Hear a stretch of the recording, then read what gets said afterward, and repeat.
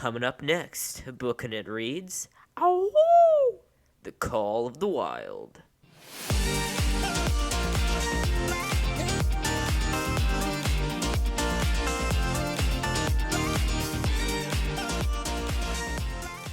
Hey everybody, and welcome to Bookin It. I'm your humble and eloquent host, Cooper Cobbs. I'm joined today by our three panelists, Matthew Killingsworth, Howdy. Isaiah Rasky, Hi. and Tanner Lewis. Hello. Gents, you know why I'm excited? Why are you excited? Because we are so close to college football season. So, Isaiah, you said off mic that college football is being postponed. Well, that's not true. That's not true. What I heard was that the Big Ten and the Pac-12 are not having college football seasons. I heard that too. Yes. What are your thoughts on that? I don't really care that much because it's not the Big 12. It's fair enough. It's depressing. I mean, Tanner, you don't have any teams there, though. You're a Texas Tech fan. Sinner. Yes, this is true, but still, any football is important. Oh, he admitted to being a sinner, guys. Yes. Haha, gotcha. Anyway, let's move on. Should we? What do you guys? We're in the Call of the Wild. What are you guys' thoughts on the Call of the Wild? I loved all the parts where he, all of the bloodshed parts. I know a lot of people are going to get on to me for this, but I just think it was so very well written in those It's parts. definitely a well-written book, yeah. Yeah. Let's see, do you have more to say than yeah? I mean, when I remember a while ago, I heard about the book. I totally thought it was, just, for little kids and all that. Didn't have anything, what it does is, it's got a lot of, like Tanner said, bloodshed, a lot of details about that, stuff like that. Yeah, I think I read this book way too young, but we'll get to that in our baggage. But first, Matthew, what's your opening thoughts? I thought it was a very interesting plot because he goes from a bunch of different places and has a bunch of different owners or masters and meets a bunch of different people, and you get to it's interesting how it's written because there's very little conversation, and it's pretty much all in his head, so you get to see a lot of what he's thinking, and it's interesting to see a person's imagination of how a dog how their It's how a mind dog works. sees, the world. How a dog's mind works. Yeah, it's cool. So, Tan, let's start with you. What is your baggage with Call of the Wild? I found this book on my bookshelf, and my mom told me it was for school. Therefore, I read it. Tanner's story is short. Isaiah, how about you? Well, a couple years back, probably 5 or 6 years ago, actually, Cooper, your family recommended it to us to read it. Matthew, what about you? I heard about it last week when you put out the book list for the podcast, and I saw it, and then I checked the school book list, and it was on there too, and then I had to read it for school last week. So you've never heard of the Call of the Wild till last week? You've never heard of Call of the Wild before this? You too, Tanner? You've never heard of it before this week? Not true. I've actually known about it. I've just never felt. I actually picked it up once, but Dude, that's it. It should be in your baggage. Okay, we're starting over. Tanner, start over your baggage. Go ahead. Whole story.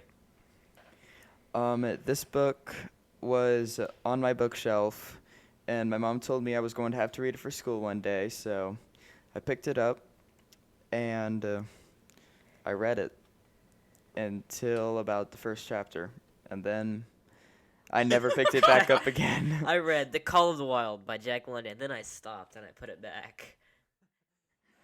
This is legitimately what I did, because I did this at about age, I don't know, 9 or 10. Yeah, it's I read War and Peace in 7 seconds. The title, at least. It's kind of one of those moments. It definitely is. Except this book is way smaller than War and Peace. I want to say the War and Peace Dover Thrift Edition. The Dover Thrift is legendary as the worst copies of a book you'll ever own because they're so small. And you only had one copy. I hate Dover Thrift. Yeah.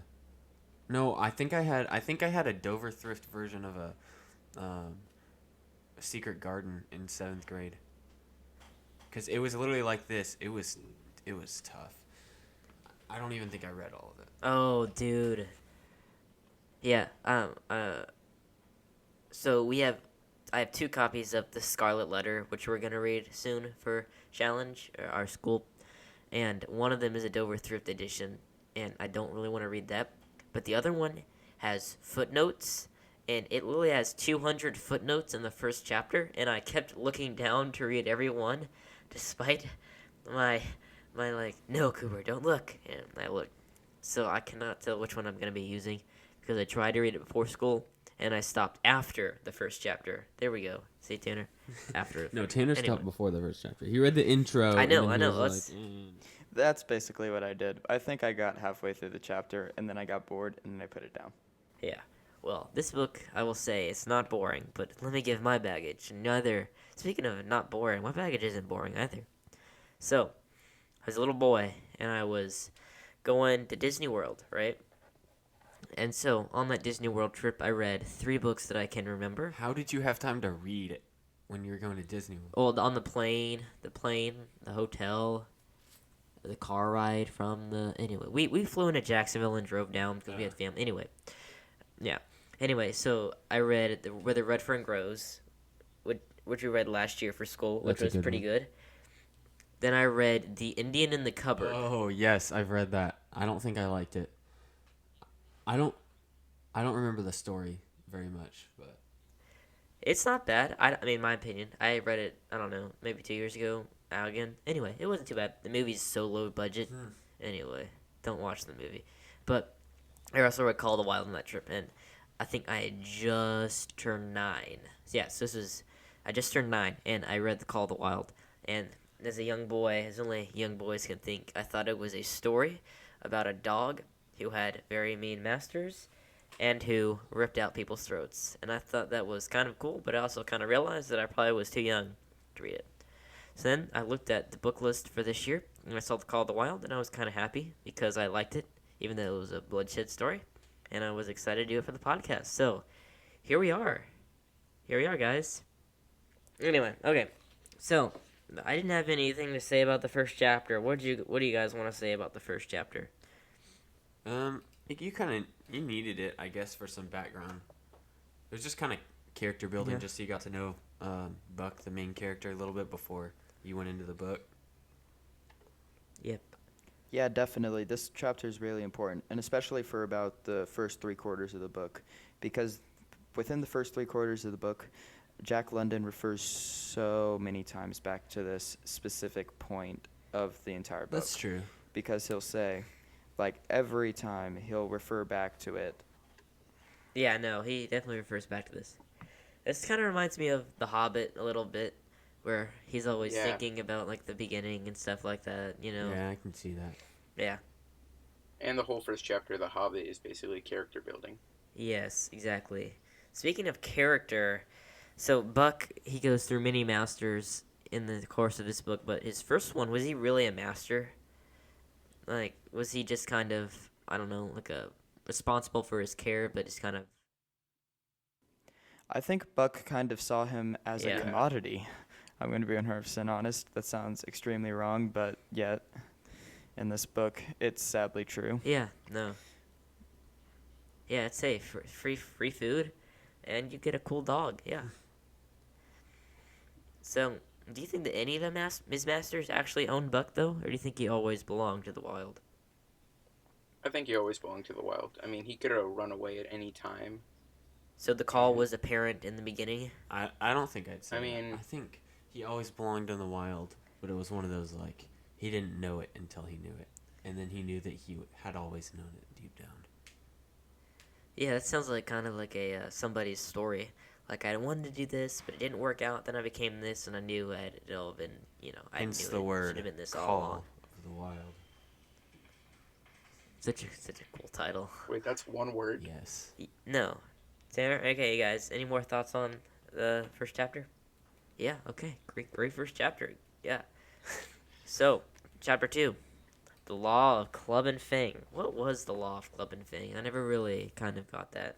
It wasn't like a strict law. It basically just, it's like a dogs' idea of like kind of just everyone's out for themselves. You gotta cover for yourself, and you can't really trust anyone else, because anyone could just get mad and fight you for no reason. And like all decisions were made over fights. There were no like civil decisions, kind of like Yeah. that. I would even go as far as to say that's not a dog's point of view. That's just um, that's everyone's point of view out there. Like, there is no actual law. It's fend for yourself. Every man for himself. Everybody's got to protect themselves. Your rights are your rights, and that's just about it. Yeah, there's no. Back then, there was no definite law. There was no definite law. Like, it was not enforced by anyone. No one would arrest you because you Yeah. stole. Like, you just get Yeah. beaten. I kind You get I beaten kind up of if think you of it can as fend like for a yourself. like it's the dog. I think it is from a dog's point of view. The master has the big club. You obey. You are bigger than other dog. They obey you. I think it's kind of like that. Mm-hmm. Yeah. Talking like a caveman in your head and stuff. I'm sure dogs talk like cavemen if they could talk. But like I see what you guys saying. Like the lines were blurred up there. Like there is no law. The law is fend for yourself. And in this chapter, London calls the moral nature a vain thing and a handicap. Is this right? Yeah, I think it would be. It's it's definitely not right in God's standards, but it's definitely not. It's not the way that it happens out there. People don't exactly appreciate you for who you are. They Yeah. just see you as one more thing to get over. At least from Buck's point of view. Yeah.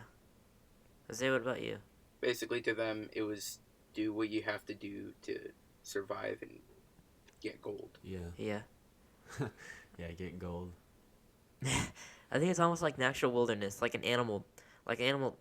So, in logic this week, we're talking about humans, they can think irrationally, so we can appreciate beauty and truth and know right from wrong. Like animals have instincts, and their instinct is to kill or be killed. But ours is we have a moral nature, so we know it's wrong to kill. But like in the wild, in the later book kind of says he didn't really kill unless just for sport. He killed it for food. But honestly, that's just not even what it is here. People are just fighting and squabbling over little things. It's definitely so. You guys are saying that in this scenario, it's a handicap, Yeah, right? from this in this place, in this setting, in this grand picture of basically Buck's world that's it, that's going to be for the rest of his life. Like, it definitely is. Yeah, it's like walking into the Hunger Games and be like, "Peace, let's not kill each other," and and then you get killed. So that's kind of is that what happens, guys? Like you're forced into it, kind of. Yeah, Yeah, especially Yeah. like when his master like took him and put him with all the other dogs, especially like Spitz, who was yeah. really angry. Yeah, definitely. Oh my goodness! Do you guys hear what I hear? Is it the devil's advocacy alarm? Smart man. So, when I initially thought we were gonna do this, well, I mean, it just appears randomly. We have no idea. But I thought that we were gonna be arguing for the other side. But it appears that we are arguing for the other side that I thought we were going to be arguing on. So, does somebody want to actually try and be the advocate for truth and not the devil's advocate? Look, he shouldn't change his ways and go along with the club and fang law thing, because it's not a handicap. It's having good virtues, and he needs to be a good dog so that masters will like him, and then maybe they'll take him back to his old master, where he wanted to be in the first place. And also, he got there and he learned about the club and fang way of life, and sees how everybody's just beating each other up for no reason, and it's like biggest dog wins type thing. And he meets this one dog named Spitz, who he immediately hates from the first time he sees him, because as soon as they got to the town, Spitz jumps on his friend, his only friend in the whole world, and kills him right there, and then all the other dogs eat him. That is something that he hates from the first second he sees it. So why on earth should he decide to change and be like those people that he hates, or be like those dogs that he hates? That's my case. Go ahead and shoot the case down if you want. So, Matthew, you said that if he's a I good think I said dog, that they'd maybe send him back. That they'd send him back to his old master. No, if he's a good dog, they'd keep him more. If he's a bad dog and causes troubles, that's when they can let him go. No, Isaiah, if he's a They bad don't dog, know. they kill. A bad dog in this scenario with the club and fang thing is a good dog because he's strong enough to go fight people and stuff. So that's when they're going to want to keep him if he's the biggest, strongest dog out there that can fight all of them. But if he's a good dog like he usually is, that obeys people and is not ever mean or tough or anything, then they're not going to want him because they only need big, tough dogs. So they're going to want to send him back. If he doesn't fight, though, at all, or any of that, then he is going to be killed by the other dogs. But if he fights too much, he's gonna be killed. No, he wouldn't. Because then he shows Yeah. his dominance. Also, they're dogs. They can't think like this. They're not rational. Don't use logic on me, Isaiah. The whole book is like from a dog's point of view. It's pretty, like dog calls like men half breed. It's pretty cool. But Isaiah, you know dogs are pretty smart. Yes, I know, but the dog wouldn't think like that. Like what Matthew said, that would a dog think that if I don't follow all the other dogs and try and survive, that I'll maybe go back to my master? In the book, he does. Yeah, he thinks like that. When does he think that? Because he goes to the other dogs. Guys, what you're arguing is that there's a happy medium. So, chapter 3 is the dominant primordial beast. I had to look up primordial. It means primordial. Okay, is that how I say it? I have no idea. Primordial? I don't know. Primordial? Primordial. Primordial. Primordial. Primordial. Yes, there what it he is. said. Exactly. Did you look that up, Tanner? You were reaching for your phone when you said that. No, I actually listen to Audible and read the book. Actually, a dictionary just appeared on my bookshelf, and I opened the first page, and there it was, the word we were trying to pronounce. That was convenient. No, not the Okay, anyway, dictionary, this just the word- word. If Tanner had a dictionary, it would find it. It means the beginnings. So it means the dominant beginnings of a beast. Like when do you think that it started to grow in book, and when do you think it ended? I think it started to grow, like, the first, like, checkpoint, I guess, type thing to me was when he decided, like, he saw his friend get killed right away, right when they arrived, and then he decided that he hated Buck, he learned, he hated Spitz, and he learned from the other guy's mistake. I forgot what the other dog's was called. Curly? Curly. Yeah. It's a weird name. Anyway, it's like a he's like, oh, this is how it's gonna be now, is it? I think it's either then or when they first go on the ride, like his first time pulling the sled.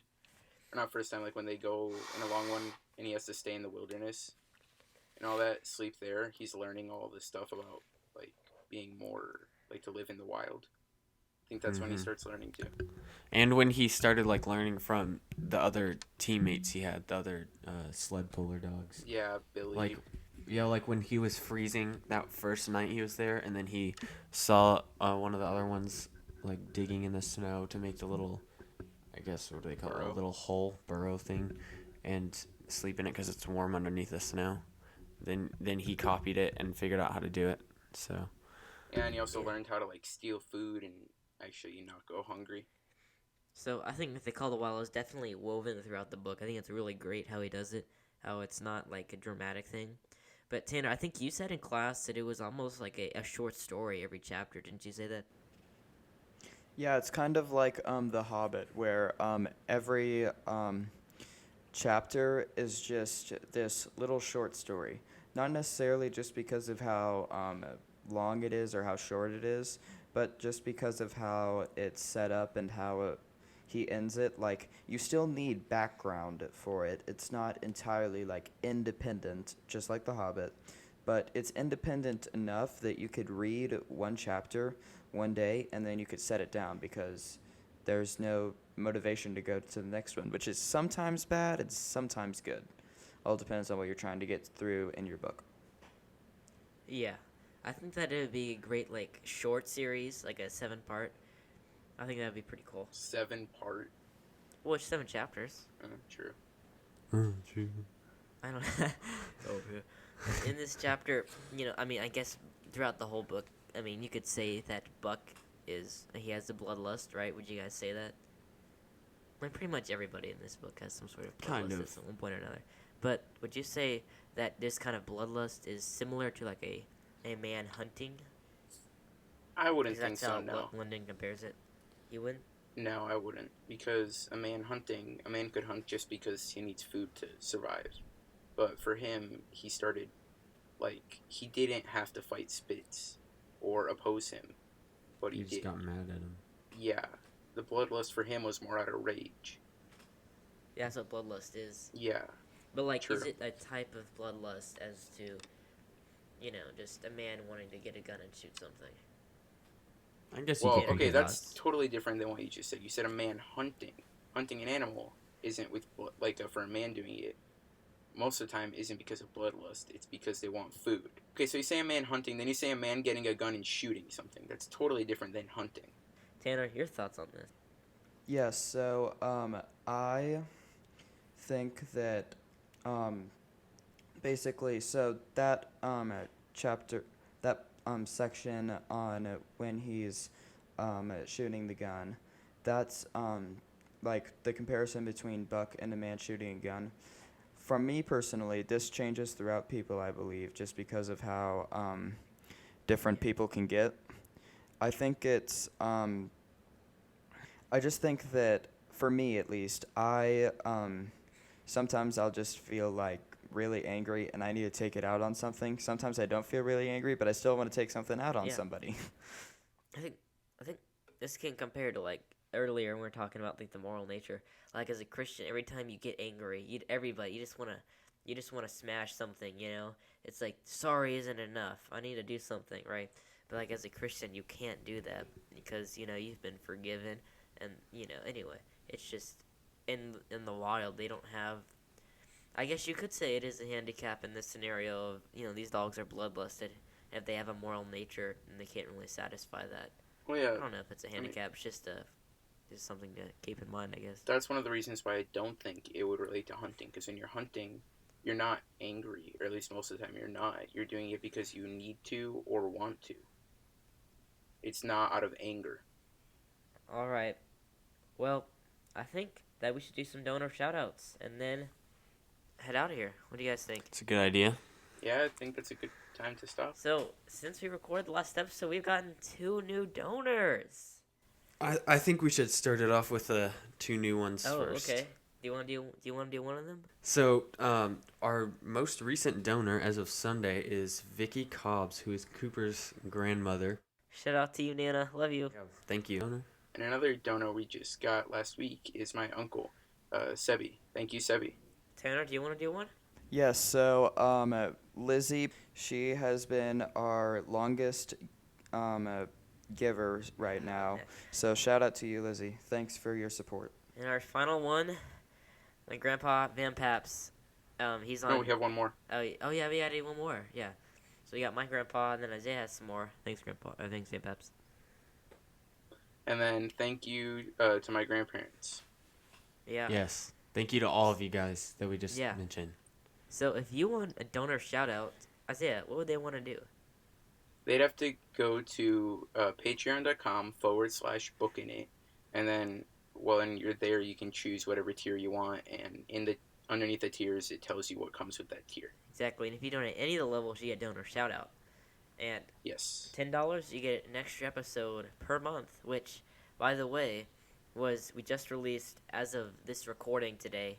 So it'll be a few days ago when you hear this, but The Giver. So if you want to really hear us talk about The Giver, maybe go to the link that Isaiah said, and we have included it in the show description for you, and support us at $10 a month, and you can listen to The Giver. So, yeah, I think you should do that.